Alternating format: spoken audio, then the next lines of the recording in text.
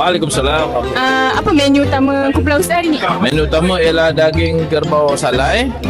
Kemudian ada kita buat dishes iaitu apa ni? Bubur candil.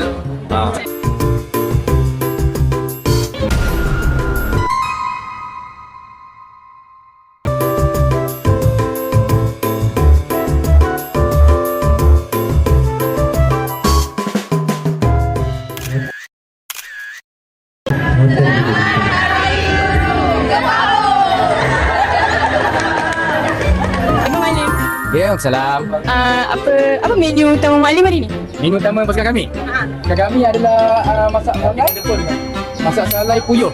Lepas tu telur dadar kita buat dengan pucuk batu. Lepas tu dia punya dessert adalah akok barisan Kelantan. Okey, jadi apa mesej Malim kepada kumpulan lawan yang lain? Oh, mesej lain kepada kumpulan lain. Kumpulan lain tu berharap boleh lah, berharap je. Ya. Sebab kumpulan kami ni memang humble tapi sebenarnya sedap. So dia orang tu hanya berharap je. Jangan terlampau yakin yang lain. Yang mak-mak jangan yakin sangat.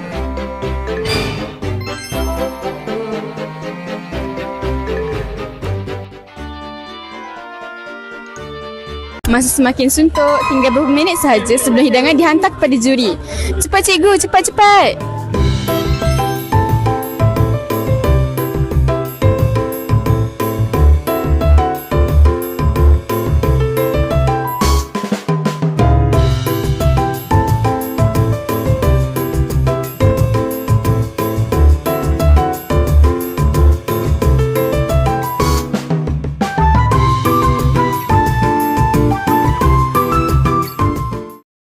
Pasti anda tertanya-tanya, siapa yang bakal jadi juara dapur pada tahun ini?